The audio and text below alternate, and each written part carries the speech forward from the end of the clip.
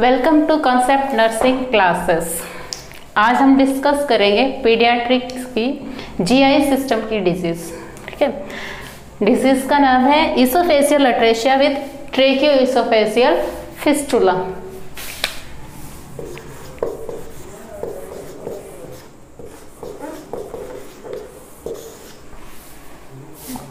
क्या नाम है डिजीज का? Oesophageal atresia with tracheoesophageal fistula. Oesophageal atresia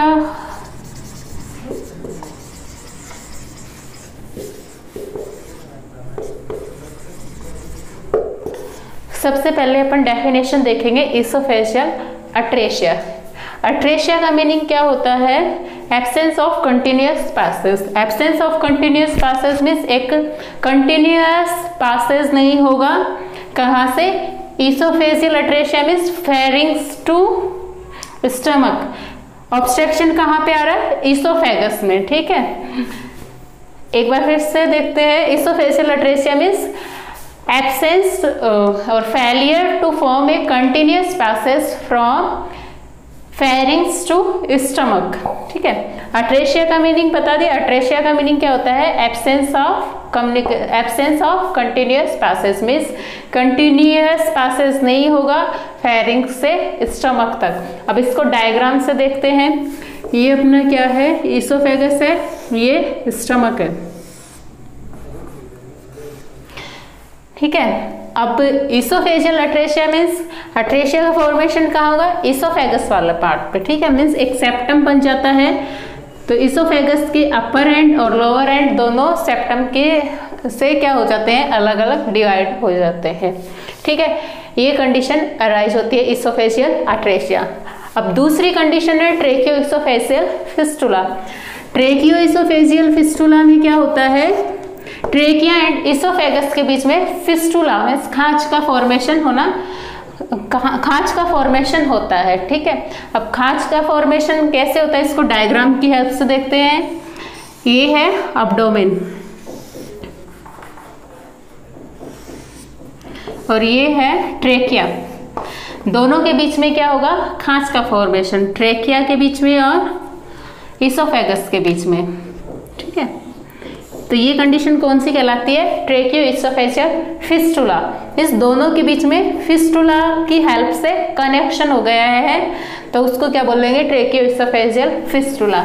अब नॉर्मली क्या होता है? ये दोनों डिजीज कंडीशन सेपरेटली भी हो सकती है, मीन्स अलग अलग भी हो सकती हैं और कंबाइंड भी हो सकती है। ठीक है, ये इनके टाइप्स पे डिपेंड करता है। अभी हम डिस्कस करेंगे टाइप्स भी। Oesophageal atresia and tracheoesophageal fistula.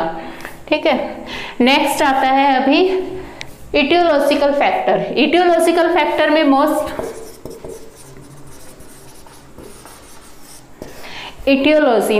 Common aetiological factor कौन कौन से होते हैं? फर्स्ट वन है maternal infection. Maternal infection means mother को किसी टाइप का इन्फेक्शन हुआ है। इन्फेक्शन जैसे मोस्ट कॉमनली टॉर्च में toxoplasmosis, rubella, cytomegalo virus and herpes simplex. ठीक है, अगर इनमें से किसी भी टाइप का इन्फेक्शन प्रीवियसली हुआ है एंड ड्यूरिंग द प्रेगनेंसी हुआ है किसी भी टाइम पे, तो मे भी चांस होते हैं बेबी को ये डिजीज कंडीशन अराइज होने की, मीन्स ये डिजीज कंडीशन या स्ट्रक्चरल मालफॉर्मेशन होने के। नेक्स्ट वन है मैटरनल स्मोकिंग। मैटरनल स्मोकिंग में क्या है? मदर जैसे स्मोकिंग करती थी पहले, जैसे ड्यूरिंग प्रेगनेंसी और प्रेगनेंसी से पहले अगर किसी भी टाइप के स्मोकिंग करती है तो वो भी क्या करता है? इसोफेजियल अट्रेशिया कॉज कर सकता है। ठीक है, इसके अलावा रेडिएशन एक्सपोजर। रेडिएशन एक्सपोजर में क्या होगा? जैसे पहले या ड्यूरिंग प्रेगनेंसी मदर क्या है? रेडिएशन से एक्सपोजर है, मीन्स एक्सरे परफॉर्म करवाए, सीटी स्कैन करवाया या फिर एमआरआई वगैरह किसी भी टाइप के रेडिएशन से एक्सपोजर हो रहा है, जो क्या है बेबी के फिटल डेवलपमेंट में डेंजरस होता है, मीन्स उसके स्ट्रक्चरल फॉर्मेशन को अफेक्ट करता है। ठीक है, इसके अलावा अगर मदर जैसे रेडिएशन के सोर्स में जैसे वर्क करती है तो उस कंडीशन में मदर को बेबी को ये कंडीशन अराइज होने के चांस होते हैं। ठीक है। एटियोलॉजी में मोस्ट कॉमनली टॉर्च इन्फेक्शन, इसके अलावा मैटरनल स्मोकिंग, रेडिएशन एक्सपोजर, ये मेन कॉमन। इसके अलावा किसी भी टाइप का सब्सटेंस अब्यूज, जैसे कुछ भी, जैसे मदर जो सब्सटेंस है, जैसे कि सब्सटेंस अब्यूज में कुछ भी, जैसे नारकोटिक्स वगैरह, किसी का भी अगर प्रेग्नेंट मदर कंजप्शन करती है, उस कंडीशन में भी इसोफेजियल अट्रेशिया होने के चांस होते हैं। नेक्स्ट वन है इसका, नेक्स्ट वन अपन डिस्कस करेंगे इसके types of oesophageal atresia with tracheoesophageal fistula. Types में दोनों कंबाइंड भी होंगे और सेपरेटली भी हो सकते हैं। इसके मोस्ट कॉमनली 5 टाइप्स हैं। फर्स्ट है oesophageal atresia without tracheoesophageal fistula.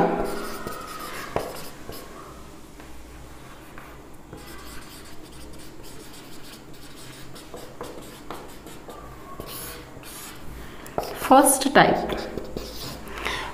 Type में क्या होगा, oesophageal atresia without tracheoesophageal fistula, means oesophageal atresia present होगा और tracheoesophageal without tracheoesophageal fistula, means trachea और इसोफेगस के बीच में कम्युनिकेशन नहीं होगा। इसको अपन डायग्राम की हेल्प से भी समझ सकते हैं। डायग्राम जैसे ये इसोफेगस है, स्टमक, बैक साइड पे ट्रेकिया।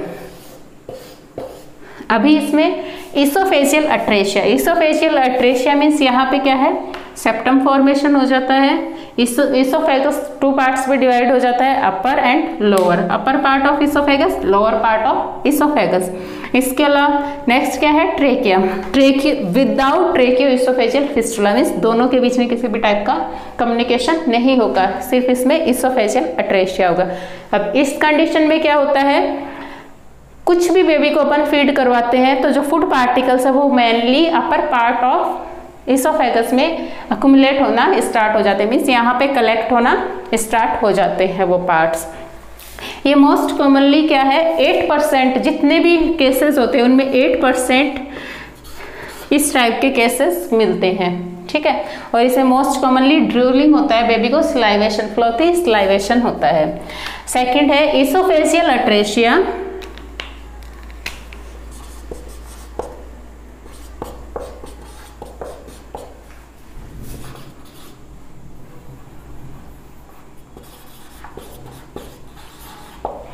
नेक्स्ट टाइप है tracheo oesophageal atresia with tracheo oesophageal fistula upper. इसमें क्या होता है, इसको डायग्राम से हम समझते हैं। ये फर्स्ट का डायग्राम, सेकंड का।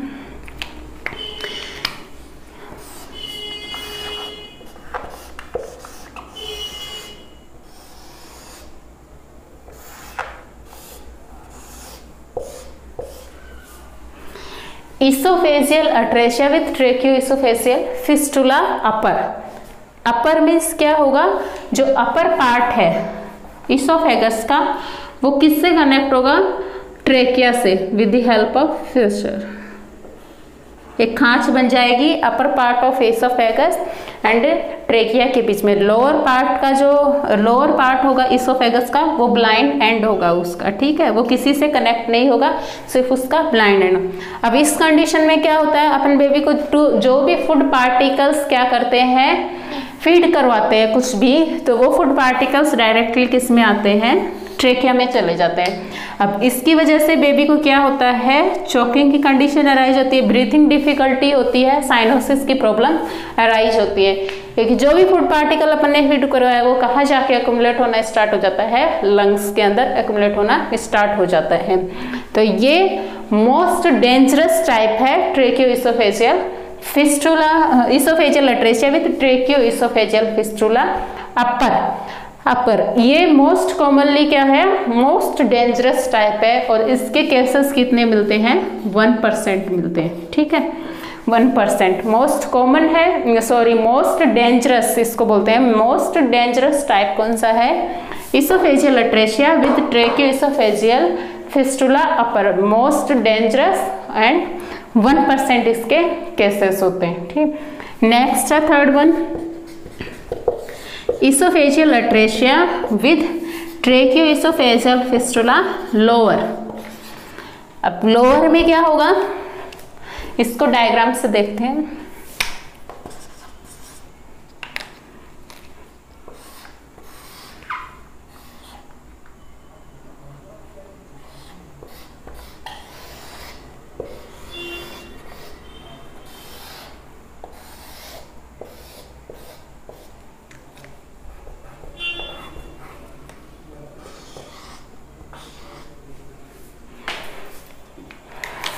Oesophageal atresia with tracheo oesophageal fistula lower.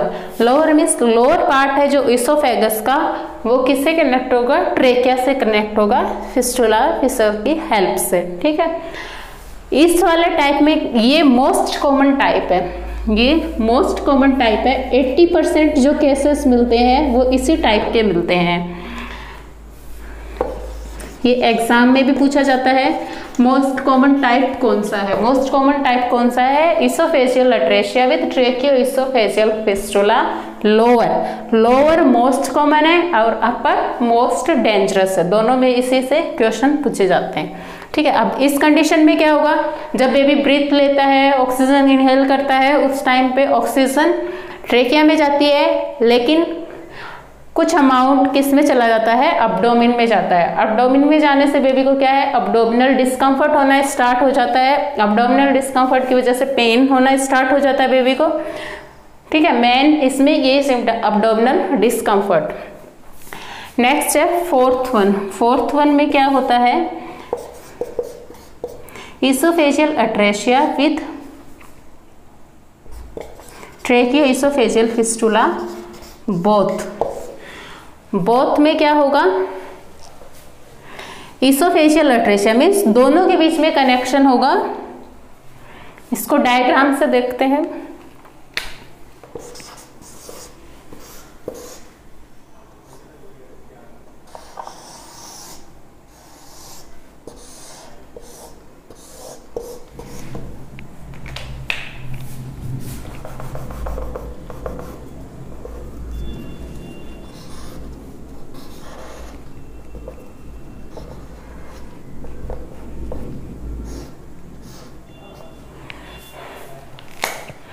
Oesophageal atresia with tracheo oesophageal fistula both, fourth type है। इसमें क्या होता है? Atresia, oesophageal atresia means communication absence होगी किसके अंदर? इसोफेगस एंड स्टमक मीन्स फेरिंग से लेकर स्टमक तक कोई कंटिन्यूस पैसेज नहीं होगा, ये अट्रेशिया हो गया। अब अपर एंड और लोअर एंड जो इसोफेगस है वो दोनों किस में ओपन हो रहे हैं? ट्रेकिया के अंदर। ठीक है, तो ये क्या हो गया? Both. ट्रेकियो oesophageal fistula both means अपर और लोअर एंड दोनों किस में ओपन हो रहे हैं? ट्रेकिया में ओपन हो रहे हैं। ठीक है, ये है फोर्थ टाइप। नेक्स्ट है फिफ्थ टाइप। फिफ्थ टाइप को क्या बोलते हैं? H type. एच टाइप भी बोलते हैं और इसका सेकंड नेम क्या है? Tracheo oesophageal fistula without oesophageal atresia. ठीक है, नेक्स्ट फिफ्थ टाइप कौन सा है? एच टाइप और ट्रेकियो oesophageal fistula without oesophageal atresia. अब इसमें क्या होता है? फिफ्थ टाइप में इधर डायग्राम की हेल्प से इधर फिफ्थ टाइप में क्या होता है?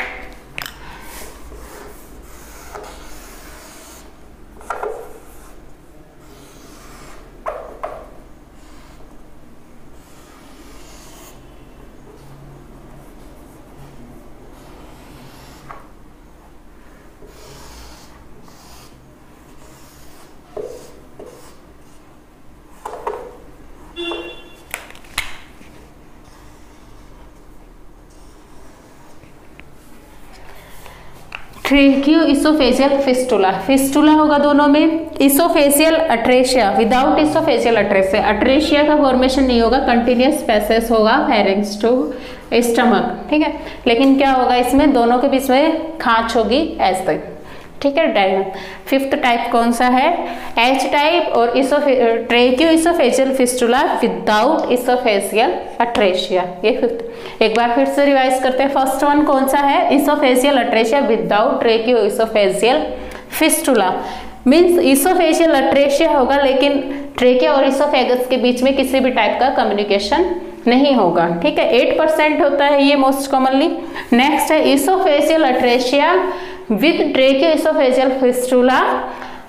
अपर में क्या होगा, अपर पार्ट ऑफ इसोफेगस क्या होगा, ट्रेकिया से ज्वाइन होगा, तो उसमें क्या है, जो भी फूड पार्टिकल अपन बेबी को फीड करवाते हैं वो कहाँ पे चले जाते हैं, ट्रेकिया में चले जाते हैं।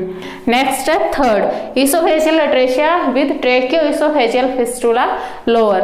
लोअर मीन्स लोअर पार्ट जो है इसोफेगस का वो ट्रेकिया से कनेक्ट होगा फिशर्स की हेल्प से, means lower part of oesophagus और ट्रेकिया के बीच में खांच की फॉर्मेशन होगा। ठीक है, नेक्स्ट है fourth one oesophageal atresia with tracheo oesophageal fistula. Both means upper end of oesophagus and lower end of oesophagus दोनों किसमें ओपन होंगे, ट्रेकिया में ओपन होंगे। नेक्स्ट है फिफ्थ वन में क्या होगा, एच टाइप और ट्रेकियो oesophageal fistula without oesophageal atresia. Without oesophageal atresia means atresia formation नहीं होगा इसोफेगस के अंदर। ठीक है, इस फेरिंग से स्टमक तक कंटिन्यूस पैसेज होगा, सिर्फ क्या एक फिशर्स की हेल्प से ट्रेकिया एंड इसोफेगस दोनों आपस में कनेक्ट होंगे। ये हो गए इसके टाइप्स। इसमें मोस्ट कॉमन टाइप कौन सा होता है, oesophageal atresia with tracheo oesophageal fistula lower. 80% cases जो होते हैं वो इसके होते हैं। मोस्ट डेंजरस कौन सा होता है, oesophageal atresia with tracheo oesophageal fistula upper. इन्हीं दोनों पे मोस्ट कॉमनली क्वेश्चंस एग्जाम में पूछे जाते हैं। नेक्स्ट अपन पढ़ते हैं असेसमेंट फाइंडिंग्स।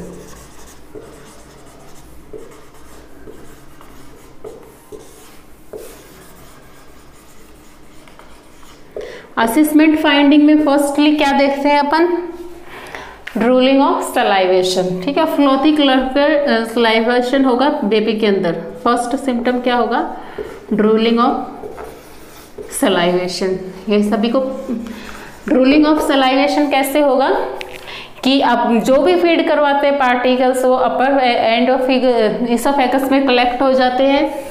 इसके अलावा क्या होता है, जैसे बेबी सलाइवेशन होता रहता है, सलाइवेशन नॉर्मली अपन भी स्वेलो करते हैं, इस कंडीशन में बेबी स्वेलो नहीं कर सकेगा, तो यहीं पे एक्यूमुलेट होना स्टार्ट हो जाएगा। नेक्स्ट है second one 3C। Most commonly 3C इसमें सिम्टम्स आते हैं। 3C में फर्स्ट वन क्या होगा, कफिंग। सेकंड वन क्या होगा, चोकिंग।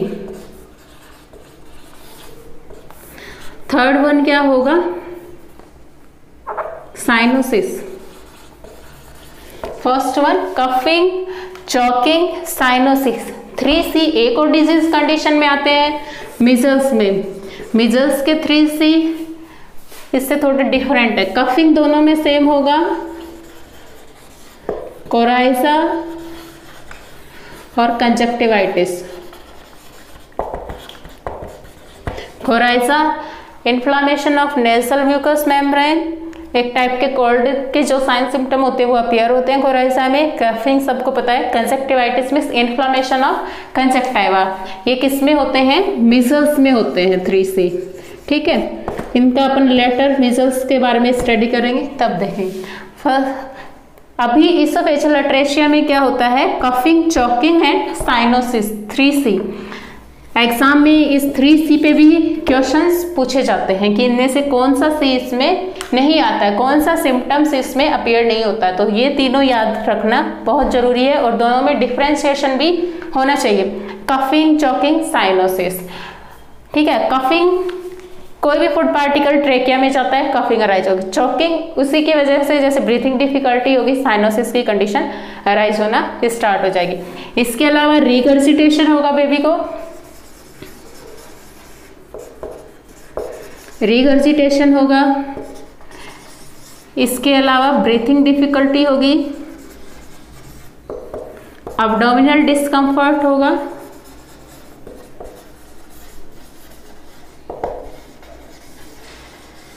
ये मेन साइन सिम्टम अपीयर होते हैं किसमें, ट्रेकियोइसोफेजियल अट्रेसिया विद ट्रेकियोइसोफेजियल फिस्टुला में। First one drooling of saliva, second one 3C coughing, choking, cyanosis, इसके अलावा regurgitation, breathing, abdominal discomfort.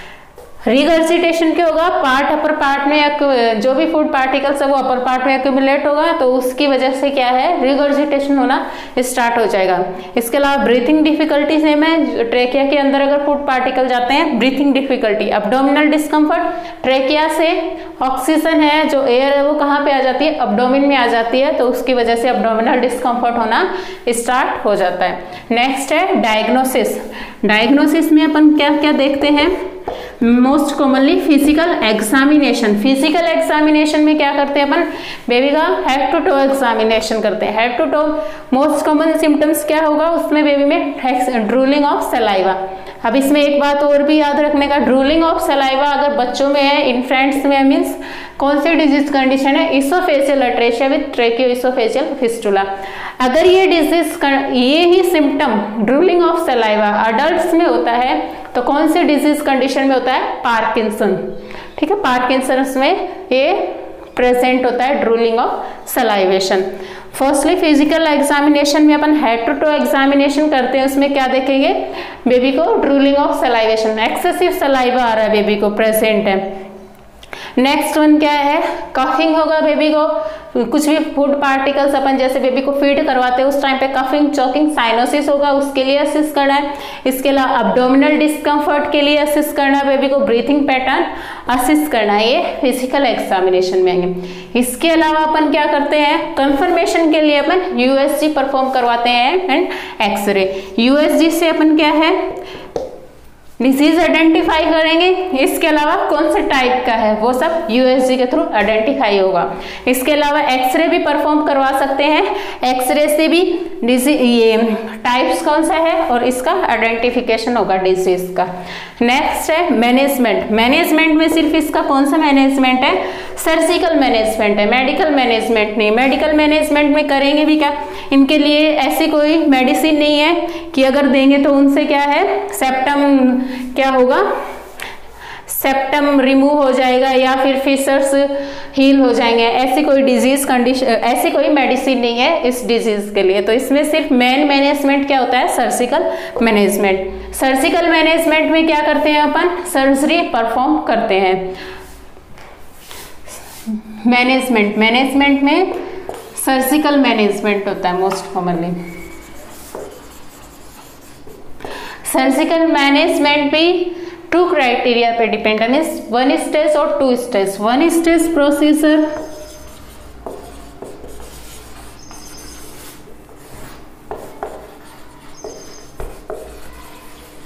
One stage processor में क्या होगा, end to end anastomosis and ligation करते हैं। सर्जरी दोनों में सेम है, इसमें भी end to end anastomosis and ligation करेंगे, इसमें भी end to end anastomosis and ligation of fissures करेंगे, लेकिन इनका क्राइटेरिया डिफरेंट है। 1 स्टेज में क्या करेंगे, सबसे पहले क्या करते हैं, 1 स्टेज का क्राइटेरिया देखते हैं। क्राइटेरिया में क्या देखते हैं कि जो भी फिस्टुला अट्रेसिया के बीच में जो भी गैप है वो लेस देन 2.5 सेंटीमीटर होना चाहिए। ठीक है, 1 स्टेज के लिए ये गैप लेस देन 2.5 सेंटीमीटर। इसके अलावा बेबी का HB मोर देन 10 होना चाहिए। इसके अलावा बेबी हेल्दी होना चाहिए। अगर ये सब क्राइटेरिया फुलफिल कर रहा है तो उस कंडीशन में आप 1 स्टेज प्रोसीजर परफॉर्म कर सकते हैं। 1 स्टेज प्रोसीजर में क्या करेंगे, एंड टू एंड एनास्टमोसिस करेंगे एंड लाइगेशन करेंगे। 2 स्टेज प्रोसीजर में क्या होगा, पहले इसमें गैस्ट्रोटोमी परफॉर्म करेंगे। ठीक है, उसके बाद में कुछ डेज बाद में क्या करेंगे, सर्जरी, ये end to end anastomosis and ligation perform करेंगे। फर्स्टली क्या है, गैस्ट्रोटोमी करेंगे। गैस्ट्रोटोमी करने के बाद में जो ट्यूब है उसको क्या करते हैं, ओपन रखते हैं नॉर्मली, लेकिन फीडिंग करवाने के 1 to 2 आवर्स बाद में क्या है, ट्यूब को 1 to 2 आवर्स तक ट्यूब को क्लोज करके रखते हैं। किस लिए, रिगर्जिटेशन को प्रिवेंट करने के लिए। ठीक है, 1 to 2 hours after feeding 1 to 2 hours after feeding क्या करते हैं, ट्यूब को क्लोज करके रखते हैं। उसके बाद में क्या करते हैं, 1 to 2 आवर्स के बाद में ट्यूब को फिर से ओपन कर देते हैं। ओपन क्यों करके रखते हैं, क्योंकि जो भी गैस अक्यूमुलेशन हो रहा है एब्डोमेन में उसको ट्यूब के थ्रू बाहर निकालते हैं, ठीक है, ओपनिंग करके। नेक्स्ट क्या करते हैं, ये प्रोसीजर कब परफॉर्म करते हैं, जब ये गैप जो है फिर कितना होता है अट्रेशिया का, मोर देन 2.5 सेंटीमीटर। इसके अलावा बेबी का HB भी लेस है और बेबी भी हेल्दी नहीं है। लेकिन जब ये प्रोसीजर परफॉर्म करते हैं उस टाइम तक क्या करते हैं, 10 ग्राम HB ऑप्टेन करने की कोशिश करते हैं। मीन्स बेबी का HB लेवल अप टू 10 हो और बेबी हेल्दी कंडीशन में हो। उस कंडीशन में क्या करते हैं, 2 स्टेज प्रोसीजर परफॉर्म करते हैं, ठीक है। लेकिन अर्लियर डेज में ये जैसे बेबी का HB भी कम है और ये गैप भी 2.5 सेंटीमीटर, उस कंडीशन में क्या करते हैं, पहले गैस्ट्रोटोमी करते हैं, उसके बाद में बेबी की कंडीशन इंप्रूव करते हैं, HB 10 तक लेके आते हैं, जनरल जो कंडीशन है हेल्दी बेबी को उसको हेल्दी करने की कोशिश करते हैं। उसके बाद में ये सेकंड जो सर्जरी होती है end to end anastomosis with ligation of fissures करते हैं, ठीक है। ये इसका मैनेजमेंट है। इसके अलावा मैनेजमेंट में और क्या बातें याद रखते हैं, रिगर्जिटेशन को प्रिवेंट करना है। इसके अलावा जो भी अपन ने गैस्ट्रोटोमी के थ्रू जो भी ओपनिंग की है उसको असिस्ट करना है, किस लिए, इन्फेक्शन के लिए। इन्फेक्शन के मेन साइन सिम्टम्स क्या होते हैं, रेडनेस होता है, warm means baby body temperature increase होगा बेबी का, इसके अलावा WBC काउंट भी इंक्रीज होंगे। तो उन सबको भी अपने को असिस्ट करना है इन्फेक्शन के लिए। ये इसका मैनेजमेंट है। आज का ये टॉपिक कंप्लीट होता है।